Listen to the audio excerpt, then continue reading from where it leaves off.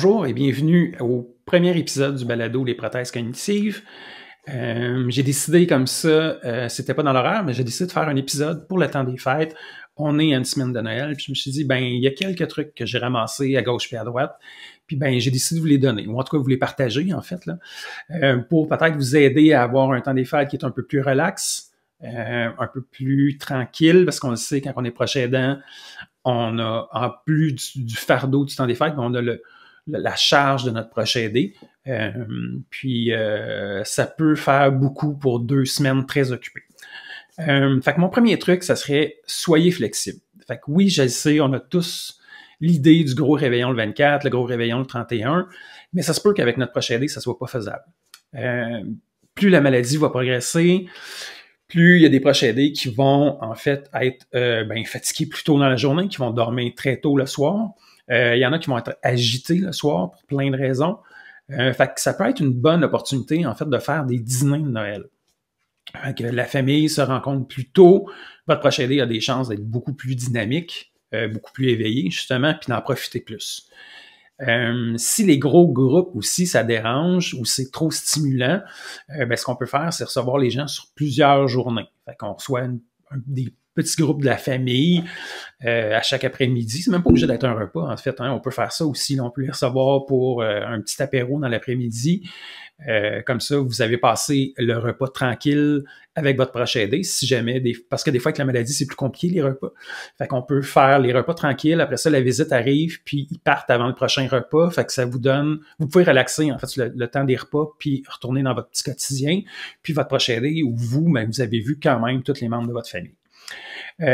Si jamais vous décidez, parce qu'évidemment, vous pouvez décider de, ben non, on fait un beau party, un gros réveillon, mon deuxième petit paquet de trucs pour les réveillons, ça serait, essayez de suivre, si c'est possible, l'horaire de votre proche aidé. Fait que si votre proche aidé mange toujours à 6 heures, ben peut-être que vous pouvez demander aux membres de la famille qui va vous recevoir, ou si vous recevez, dire, ben on va quand même manger, on va manger plus tôt cette année, on va manger à 6 heures parce que c'est dans l'horaire de mon proche aidé.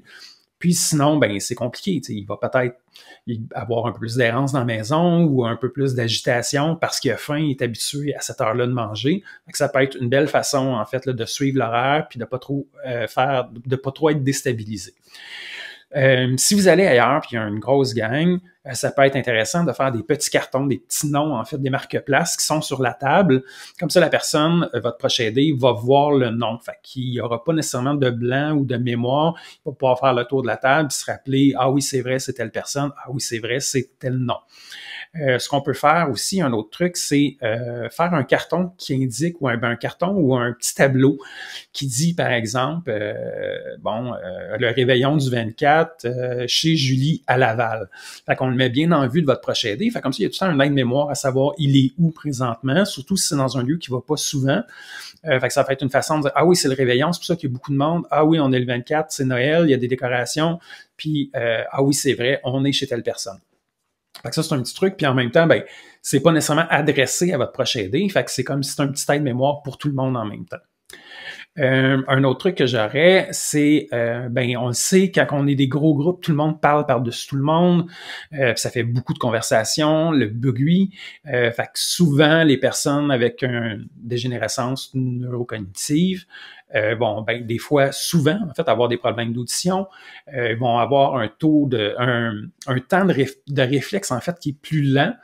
Ce qui fait que les conversations sont un peu décalées, puis ça fait beaucoup de bruit, beaucoup de réverbération. Fait que mon truc, ça serait de changer de place, en fait, pour les différentes parties du repas.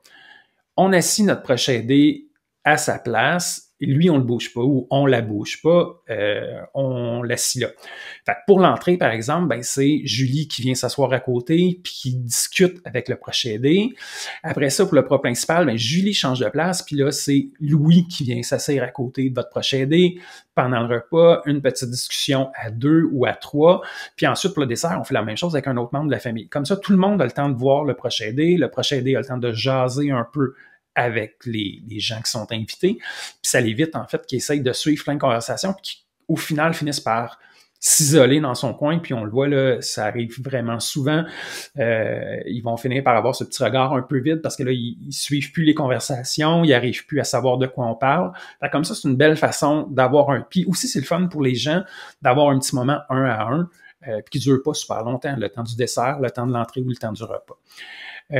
Aussi, ce qui peut être important, si vous êtes reçu, ça peut, si votre proche aidé, en fait, a besoin d'une protection quand il mange, ça peut être une bonne idée de demander aux autres invités d'en mettre aussi. Évidemment, là, si c'est un grand tissu qu'on met à notre proche aidé, mais ce qu'on peut juste demander aux autres, c'est de mettre une grande napkin, en fait. Comme ça, on est moins dans « OK, oui, c'est moi comme proche aidé qui a besoin de quelque chose pour pas salir mes vêtements. » Fait que tout le monde en met, fait que ça a l'air de « OK, on le fait tous, c'est bien correct. » Un peu normaliser le fait d'avoir besoin d'une protection en mangeant. Ce qu'on peut faire aussi, c'est évidemment... ah oui, c'est ça. Si votre proche aidé, en fait, ça se peut qu'ils veulent partir tôt. Fait que ça peut être intéressant de dire aux invités d'avance, après 1 heure, ça se peut que mon ou ma proche aidé décide qu'il y en a assez et qu'ils veulent qu'on parte. C'est pas personnel, soyez pas fâchés, ça arrive comme ça. Fait que si on le dit d'avance, en fait, il n'y a pas de surprise, il n'y a pas là, restez donc. Fait que tout le monde est au courant. Fait que dès que vous dites, nous, on va y aller, tout le monde est prêt à vous dire, OK, bye, merci d'être venu, puis votre proche aidé se sent moins obligé de rester. Fait que ça, c'était mes petits trucs de soirée. Si vous pensez vous déplacer à l'extérieur, apportez un sac. Parce qu'on ne sait jamais, en fait, à cause de la température, si on est obligé de rester. Si vous avez plutôt d'alcool, vous ne pouvez pas conduire. Fait que c'est tous des détails qui font que peut-être que ça ne sera pas dans l'horaire que vous aviez prévu, de dire, je fais juste un aller-retour ce soir. Donc, pensez évidemment à avoir du linge de rechange.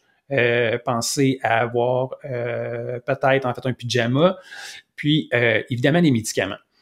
Parce que ça, c'est important, surtout dans le temps des fêtes, là, les risques d'avoir des tempêtes, à cause des congés fériés, en fait, peut-être que si vous arrivez flush, de ne pas attendre la dernière minute pour avoir les médicaments, parce que les pharmacies vont être fermées. Pensez à prévoir en avoir plus pour cette période-là. Puis comme ça, si vous êtes pris quelque part à cause de la température ou à cause de l'alcool parce que vous avez trop bu, il n'y a pas de problème. Si vous êtes équipé, en fait, pour rester là avec votre proche aidé. Puis en même temps, mais si vous avez juste un sac où vous mettez tout le stock, vous ne cassez pas la tête après au moment de partir, dire est-ce que j'ai tout pensé, est-ce que j'ai tout ramassé, tout est dans le sac, vous prenez votre sac, puis c'est simple comme ça. Si vous allez dans un endroit qui n'est pas nécessairement familier pour votre proche aidé, je conseille d'amener des objets qui sont familiers. Fait qu'on peut penser peut-être à, s'il prend tout le temps la même tasse ou la même assiette, pensez à apporter ça. Si c'est une personne qui est frileuse et qui a tout le temps une doudou, vous pouvez apporter sa doudou préférée ou celle qu'il y a à la maison. Fait que c'est des objets familiers qui rassurent un petit peu comme ça votre proche aidé. Puis ça l'évite d'être trop déstabilisé parce qu'on est dans un environnement complètement inconnu. Évidemment, si on dit party, du temps des fêtes, on parle d'alcool. Ici, là, c'est vraiment mon point de vue strictement personnel comme proche aidant. Moi, j'évite de donner de l'alcool à ma proche aidée pour plein de raisons. La première, en fait, c'est que ça l'enlève la présence cognitive. Fait on le sait, là, on a tous un beau-frère, une belle-sœur qui est tout un peu amoché à la fin de la party puis qui est plus toute là. On le voit dans les yeux, les petits yeux fatigués, les petits yeux de « j'ai trop bu de verre ». Fait qu'on veut éviter ça, en fait, avec notre proche aidé. On pense que c'est un bon moment de boire plein d'alcool puis d'avoir du fun.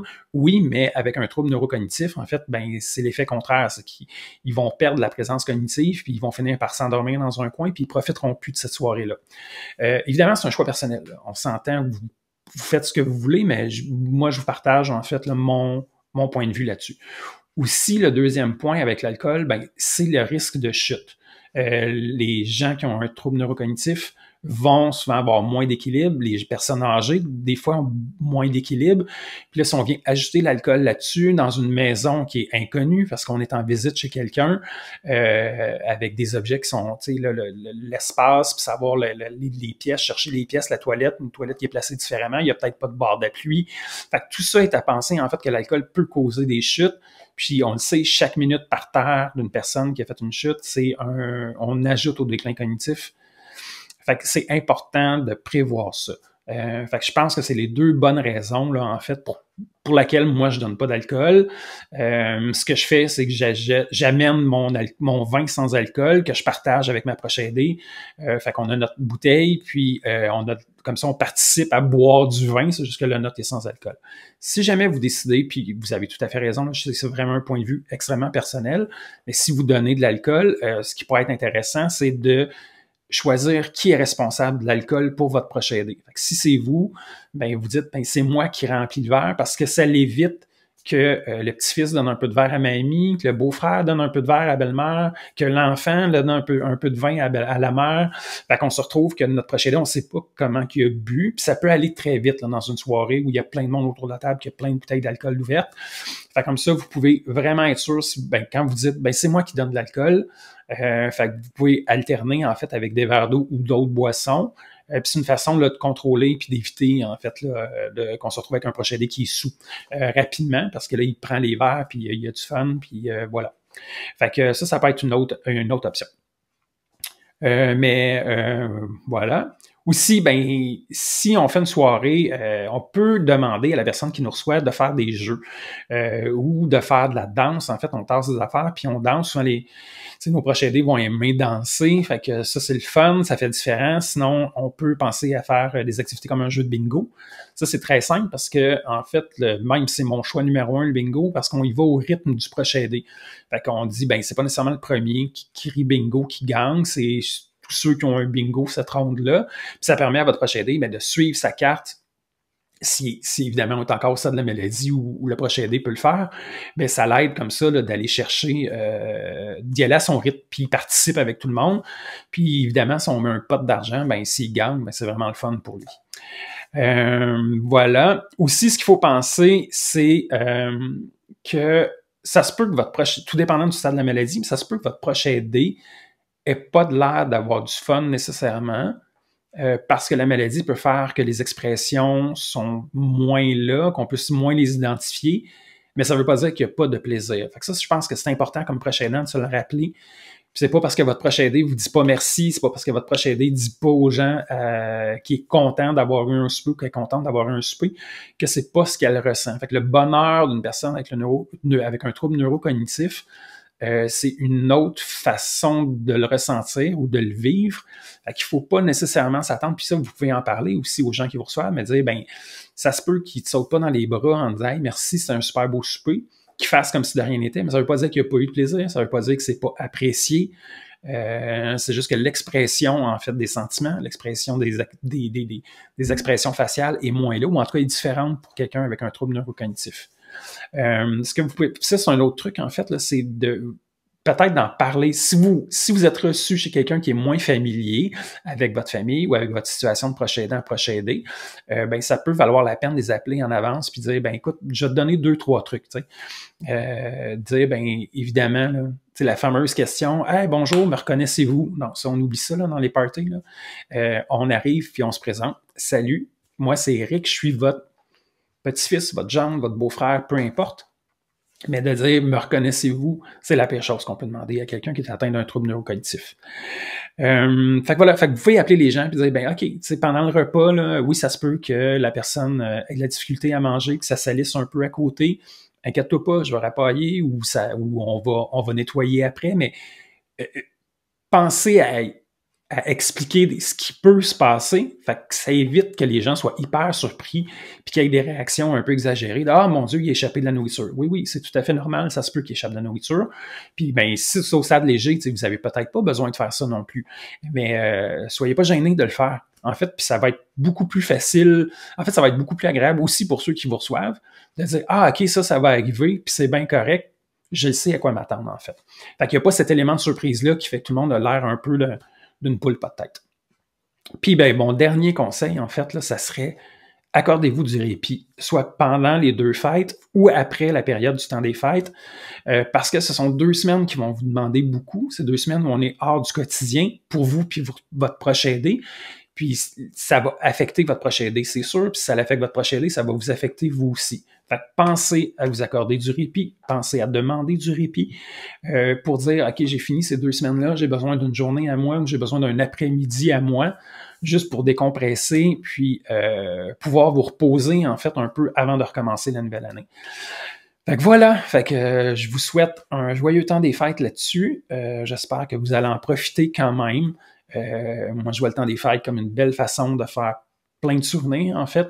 Fait qu'on va prendre beaucoup de photos, on va prendre beaucoup de vidéos, parce qu'un jour, ben, notre prochain aidé sera plus là, puis on va regretter ces moments-là. Fait que même si la maladie est là, peu importe le stade, ben, on profite de ces moments-là, puis c'est un peu ça, en fait, l'essence de Noël, hein, c'est d'être en famille. Fait que, ou en tout cas, d'en profiter avec notre prochain aidé. Fait que je sais que c'est jamais non plus une période facile. Fait que j'espère que ça va bien aller. J'espère que vous allez en profiter. J'espère que vous allez prendre du temps pour vous. Puis, ben, vous prendrez un verre à ma santé. Joyeux temps des fêtes.